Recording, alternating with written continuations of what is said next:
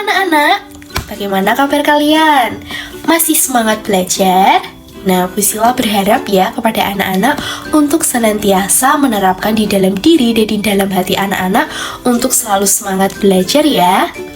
Nah, anak-anak, pada pertemuan sebelumnya kita telah membahas terkait dengan materi transformasi geometri. Nah, di sini Bu Sila mau tanya, kira-kira apakah anak-anak masih ingat terkait dengan 4 jenis transformasi geometri? Nah, hal ini perlu kita bahas kembali ya, bahwa 4 jenis transformasi geometri antara lain yaitu yang pertama ada translasi, yang kedua ada refleksi, yang ketiga ada rotasi, dan yang keempat atau yang terakhir yaitu dilatasi. Nah, anak-anak, pada pertemuan sebelumnya kita telah membahas terkait dengan translasi. Jadi, pada pertemuan atau di video kali ini kita akan membahas bersama-sama terkait dengan refleksi. Karena kita telah memasuki pembahasan yang baru, spesial untuk anak-anak, Bu Sila telah menyiapkan beberapa contoh yang mudah dipahami oleh anak-anak, karena contoh-contoh dari refleksi atau pencerminan kali ini sering dijumpai oleh anak-anak di dalam kehidupan sehari-hari. Penasaran dengan contoh-contohnya? Ya, simak gambar pertama ini. Pada gambar pertama ini, bahwa ketika diri kita bercermin di depan cermin, maka pantulan pada diri kita akan muncul di cermin tersebut. Selanjutnya, pada contoh yang kedua ini, anak-anak bisa lihat bahwa ketika anak-anak melihat air, baik air di dalam kolam, atau air di dalam sungai, atau air di dalam danau, nah, maka suatu benda atau bangunan yang berada di sekitarnya akan dipantulkan oleh air tersebut. Nah, bagaimana? Apakah anak-anak sudah memiliki gambaran terkait dengan pencerminan atau refleksi? Jika belum, jadi anak-anak harus wajib menyimak video ini hingga selesai ya, karena video pembahasan kali ini akan menjadi bahan pengajaran untuk tugas-tugas selanjutnya. Anak-anak, di sini selanjutnya Ibu akan menjelaskan terkait dengan macam-macam refleksi. Nah, macam-macam refleksi itu ada apa aja sih? Yang pertama, Ibu akan menjelaskan pencerminan atau refleksi terhadap sumbu X. Bisa dilihat di sini. Nah, di mana sumbu X-nya? Sumbu X-nya itu yang bersimbolkan warna merah ini, anak-anak, atau yang mendatar. Selanjutnya yang kedua, macam-macam refleksi selanjutnya yang kedua yaitu refleksi atau pencerminan terhadap sumbu Y. Bisa dilihat di sini. Di mana sumbu Y? Sumbu Y adalah simbol sumbu yang berwarna merah ini atau yang tegak. Yang ketiga ada refleksi atau pencerminan terhadap garis Y sama dengan X. Nah, garis Y sama dengan X ini disimbolkan dengan warna merah dengan miring ke kanan. Nah, selanjutnya ini sama, akan tetapi bedanya di sini adalah pencerminan atau refleksi terhadap garis Y sama dengan negatif X. Di sini Y sama dengan positif X, yang di bawah sini Y sama dengan negatif X. Jika Y sama dengan positif X, dia akan menghadap ke kanan, nah dia akan sebaliknya. Y sama dengan negatif X akan menghadap ke kiri sumbunya. Nah, selanjutnya ada juga refleksi atau pencerminan terhadap garis Y sama dengan H. Ini mohon maaf, seharusnya ini Y sama dengan H ya anak-anak. Nah, pencerminan di sini terhadap garis Y sama dengan H. H di sini itu sebagai konstanta anak-anak. Jadi nilai H di sini bisa bernilai positif ataupun bernilai negatif. Nah, untuk jadi pembedanya gimana? Jadi pembedanya jika Y sama dengan konstanta yang bernilai positif, hanya di sini positif, maka dia akan berada di sebelah kanan sumbu Y. Dan sebaliknya, jika Y sama dengan negatif H atau konstantanya bernilai negatif, maka dia akan berada di sebelah kiri sumbu Y. Nah, selanjutnya anak-anak, guru akan menjelaskan juga refleksi atau pencerminan terhadap garis Y sama dengan K. Nah, K di sini juga sama seperti H. dia juga konstanta dan dia juga bisa bernilai positif dan dia bisa bernilai negatif. Nah, pembedanya supaya kita tahu bagaimana. Nah, jika pencerminan itu terhadap garis Y sama dengan positif K atau konstantanya bernilai positif, maka dia berada di atas sumbu X, di atas sumbu X di sini. Nah, akan tetapi jika konstantanya dia bernilai negatif, maka dia akan berada di bawah sumbu X, di bawah sumbu X. Nah, kemudian ada pencerminan atau refleksi yang terakhir terhadap titik asal. Mana sih itu titik asal? Titik asal itu berada di sini, yaitu 0,0. Nah, jadi anak-anak silahkan mempelajari terkait dengan macam-macam refleksi ini. Karena video selanjutnya, Bu Guru akan menjelaskan terkait contoh soal serta penyelesaiannya yang berkaitan dengan penerapan dari macam-macam refleksi yang ada di sini. Jadi jangan lupa dicatat ya anak-anak, selalu semangat. Hai anak-anak, nah di sini Bu Sila akan memberikan contoh kepada anak-anak bagaimana cara untuk melakukan percobaan pencerminan atau refleksi terhadap sumbu X. Nah, nanti anak-anak selanjutnya akan mempraktikkan untuk melakukan pencerminan terhadap garis-garis yang lain yang termasuk di dalam jenis-jenis pencerminan ya. Nah, perlu kita ketahui karena di kelas 8 anak-anak pasti sudah belajar dengan bidang koordinat, menentukan titik di bidang koordinat. Nah, selanjutnya di sini kita akan menentukan titik untuk dijadikan suatu benda, yaitu terutama segitiga yang akan kita cerminkan terhadap sumbu X. Nah, perlu kita ulas. Nah, di sini adalah sumbu pusat atau 0,0. Kemudian yang horizontal ini adalah sumbu X dan vertikal ini adalah sumbu Y di bidang koordinat.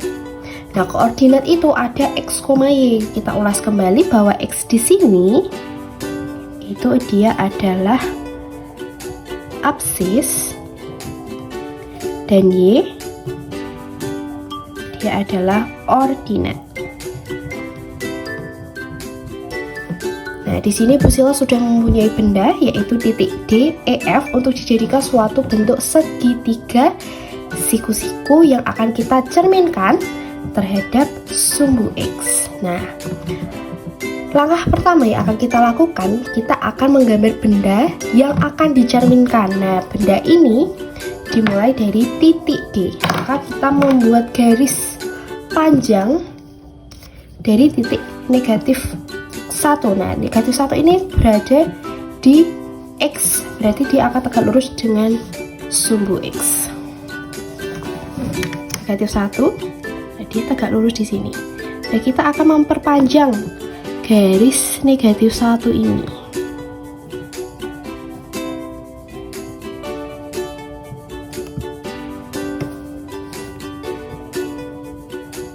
Nah, selanjutnya Y-nya dia adalah 4, berarti dia akan tegak lurus dengan sumbu Y. Coba diperhatikan, di sini sudah tegak lurus dengan sumbu Y, dia ada di negatif 4. Kita akan perpanjang garis ini.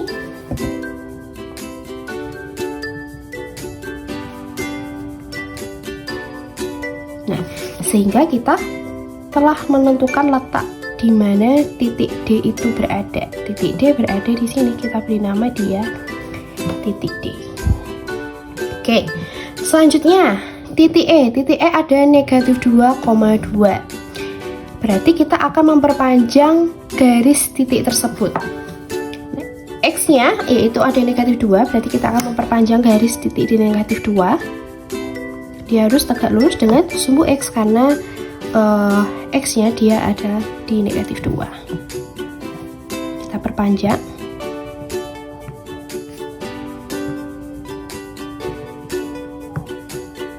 Oke, selanjutnya Y-nya ada 2. Y-nya ada 2, maka dia akan tegak lurus dengan 2. Kita akan memperpanjang garis titik Y-nya 2. Dia sudah tegak lurus dengan sumbu Y.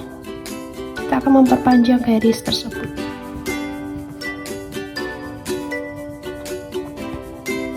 Nah, dari sini kita sudah telah mengetahui bahwa titik E ternyata dia letaknya berada di sini anak-anak. Jadi kita akan memberikan dia nama titik tersebut dengan titik E. Selanjutnya titik DE sudah, kemudian titik F. Titik F X-nya ada di negatif 7, maka kita akan memperpanjang garis negatif 7. Negatif 7 sebagai X berarti dia akan tegak lurus dengan sumbu X. Dia sudah tegak lurus. Jadi kita akan memperpanjang garisnya.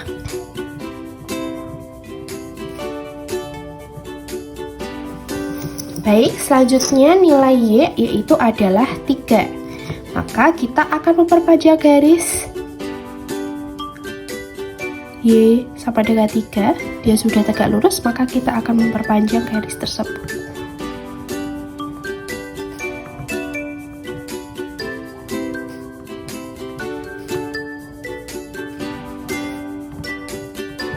Nah, sehingga kita mengetahui di mana dia letak titik F-nya. Ternyata letaknya ada di sini. Kita beri nama dia ada titik F. Nah, sehingga kita bisa menyatukan titik-titik tersebut untuk menjadi suatu benda yang akan kita cerminkan.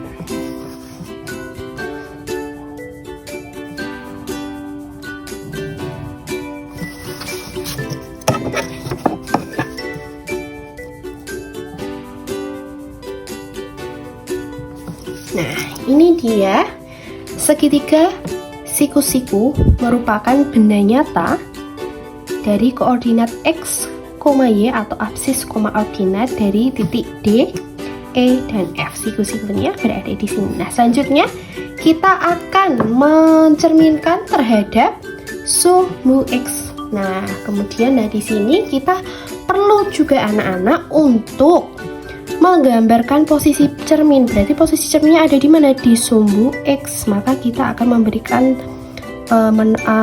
tanda pencerminan tersebut terhadap sumbu X. Maka kita berikan penebalan garis berwarna merah di sini. Nah, anak-anak jika melakukan percobaan silahkan menggunakan garis yang bisa dipertebal ya, untuk mengetahui bahwa kita telah memberikan tanda akan melakukan pencerminan pada garis tersebut. Nah, karena Bu Sila di sini memberikan contoh kepada anak-anak pencerminan terhadap sumbu X, maka garis yang Bu Sila tebalkan di sini adalah cermin yang berada di sumbu X letaknya. Di sini Bu Sila akan beri tanda bahwa dia di sini adalah cermin. Oke. Nah, selanjutnya kita akan meletakkan cermin tepat dengan garis sumbunya, dan selanjutnya kita akan menentukan dan menggambarkan bayangannya. Nah, di sini Bu Sila akan merubah posisi supaya anak-anak melihat dengan jelas letak cermin tersebut dan letak bayangannya di cermin tersebut. Nah, oke anak-anak, selanjutnya Bu Sila di sini akan mempraktekkan bagaimana langkah meletakkan cermin tepat di garis yang akan kita cerminkan benda tersebut untuk mengetahui letak bayangannya. Nah, di sini Bu Sila mencerminkan dengan bantuan, yaitu Bu Sila di sini ada kaca riben seperti ini. Nah, kita akan coba mencerminkan benda dari segitiga siku-siku di sini. Kita cerminkan terhadap sumbu X, maka kita meletakkan cermin tepat di sumbu X tersebut. Nah, cara mengetahui tepatnya itu bagaimana tandanya? Nah, untuk mengetahui tepatnya supaya kita posisikan cermin ini benar-benar tegak lurus ya anak-anak. Dan jika letaknya sudah tepat, maka sumbu Y di sini dia akan lurus ke sana. Nah, misal kalau di sini kan berarti kan dia belok, berarti ini belum tepat. Nah, maka kita tepatkan. Jika dia sudah benar-benar lurus hingga ke cermin, maka bayangan itu sudah tepat begitu. Selanjutnya, Bu Sila akan memberikan tanda pada bayangannya.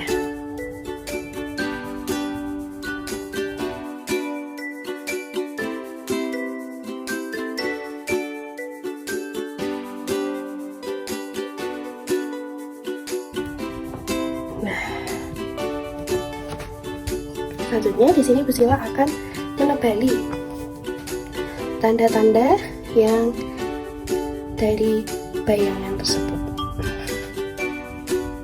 titik-titiknya. Di sini ada D aksen, kemudian ada E aksen, dan ada F aksen. Bu Sila izin untuk mengembalikan posisi kamera dengan baik. Nah, dari hasil pencerminan diperoleh titik-titik bayangan berikut ini, sehingga kita perlu menempeli dia dan menghubungkan titik-titik tersebut untuk menggambarkan hasil bayangan bendanya. Bu Sila menggunakan pulpen berwarna hitam supaya membedakan dengan benda aslinya, karena benda aslinya tadi Bu Sila sudah menggunakan pulpen berwarna merah. Nah, ini adalah hasil benda yang telah kita cerminkan dengan bantuan dengan kaca ribbon tadi. Nah, selanjutnya kita akan menentukan koordinat titik pada bayangan.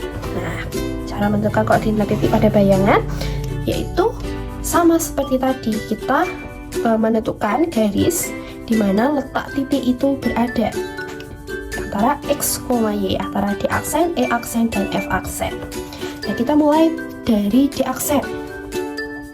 D aksen jika dia tegak lurus dengan sumbu X di sini, sudah tegak lurus ya. Mohon maaf, tegak lurus dengan sumbu Y yang pertama kali. Nah, ini sudah tegak lurus dengan sumbu Y ya anak-anak. Mohon maaf tadi Bu Sila salah. Maksudnya di sumbu Y ada yang vertikal dan sumbu X yang horizontal. Nah, dia berada di negatif 4. Kita berikan garis seperti ini. Nah, selanjutnya dia akan tegak lurus dengan sumbu X. Oh, ternyata dia tegak lurus dengan sumbu X. Kita perpanjang garisnya, dia berada di X-nya di negatif 1. Nah, sehingga kita dapat menuliskan di sini hasilnya koordinat titik bayangannya untuk di aksen dia berada di negatif 1, negatif 4. Lanjut untuk E aksen. Untuk E aksen dimulai dari tegak lurus dengan sumbu X. Nah, ketika dia tegak lurus dengan sumbu X, maka kita perpanjang garisnya, kita tentukan garisnya. Dia letaknya X-nya berada di negatif 2, dan jika dia tegak lurus dengan sumbu Y sudah tegak lurus, kita perpanjang garisnya, maka dia letaknya ada di negatif 2. Berarti untuk E aksen dia letaknya ada di negatif 2 X-nya dan negatif 2 untuk Y-nya, negatif 2, negatif 2. Kemudian untuk titik F aksen, jika kita letakkan penggaris tegak lurus dengan sumbu X dan kita perpanjang garisnya,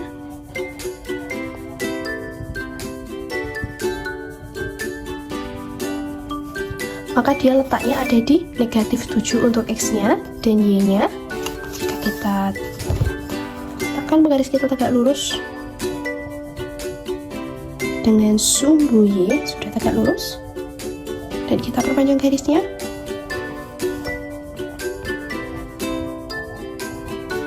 dia letaknya di negatif 3. Nah, berarti kita tuliskan untuk titik F aksen, letak koordinat titik pada bayangannya ada di X-nya negatif 7 dan Y-nya ada di negatif 3. Demikian anak-anak adalah contoh langkah percobaan pencerminan terhadap sumbu X dengan benda berikut ini dengan titik D, E, F. Kemudian kita menggambarkan benda yang telah Bu Sila siapkan di sini. Selanjutnya menggambar posisi cermin dan meletakkan tepat pada posisi cermin yang akan kita cerminkan, yaitu di sumbu X. Kemudian kita menggambarkan titik dan selanjutnya menggambarkan bayangannya dan menentukan bayangannya. Selanjutnya yang terakhir yaitu kita menentukan koordinat titik pada bayangan. Karena di sini benda asli, maka ini adalah bayangannya dan kita menentukan titik-titik di benda bayangan tersebut.